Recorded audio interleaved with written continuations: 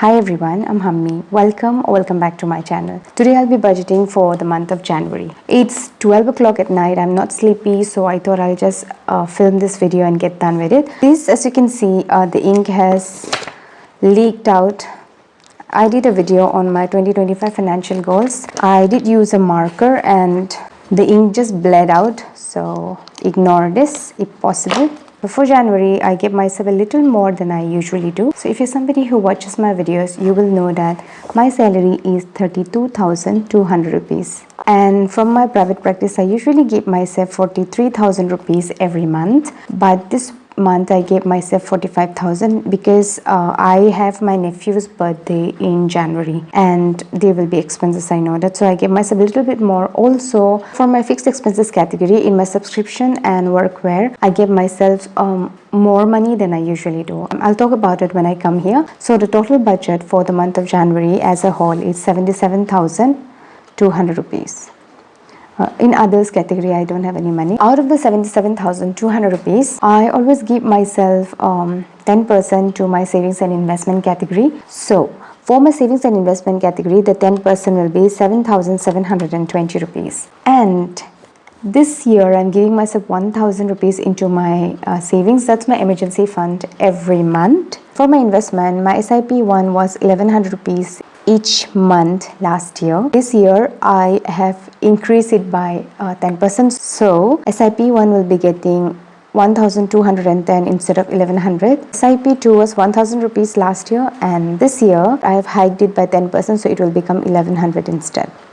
Let's subtract that. So I have a remaining balance of 4,410. This will directly go into my provident fund. This is a total of, let me write it down here, 7,720, which is 10%. And now coming to my fixed costs and utilities, insurance will be getting the usual 2,460. Siblings fund always the same. Room rent also same, 4,500. EMI is 15,000. LIC loan, I give myself 1,000 from my monthly budget. Otherwise, throughout the month, every week, I do put money into my LIC loan. And then for ration, I budgeted 4,000 this month.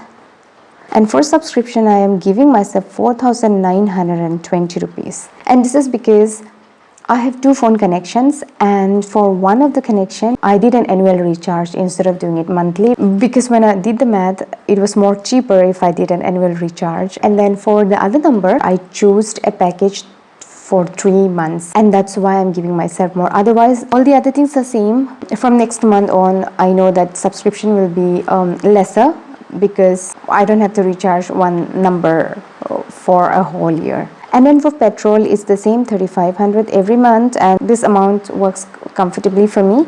Here I am giving myself 500 rupees. Food and groceries, I give myself 7,000 because this is the magic number. 7,000 works perfectly fine for me, and so every month I give myself 7,000. And then workwear, I gave myself a little bit more this month. That's because I need to buy some work trousers and I've wish listed them. I need to buy some sweatshirts for work as well. For that reason, I gave myself more. So subscription and workwear is where I've given myself more than I usually do. Otherwise, I like to keep this category within 60% of the amount that I'm budgeting with. So if I do the math, this whole amount adds up to, because I already did it, 48,880 rupees. 48,880 will be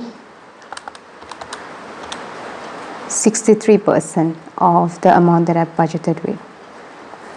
And then when coming to my sinking funds, I have compromised in these categories because I have remaining balance on all 4 of these categories and I carry them over each month. So the money that I'll be putting this month will just be added to the money that's already there, and if any expenses come up, I'll be spending from there. And then if there's anything remaining, that will go into next month.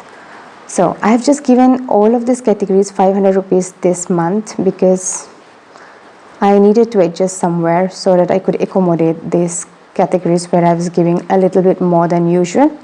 So this adds up to 2,000 rupees, and 2,000 rupees is 3% of the amount that I'm budgeting with. Otherwise, usually into my sinking funds, I allocate 5% or 7%, or sometimes I even give 10% of the amount I'm budgeting with into my sinking funds, but this month it's 3%. And then for my guilt-free spending, the remaining money will go into there. So the total amount was 7,200, and savings and investment got 7,720.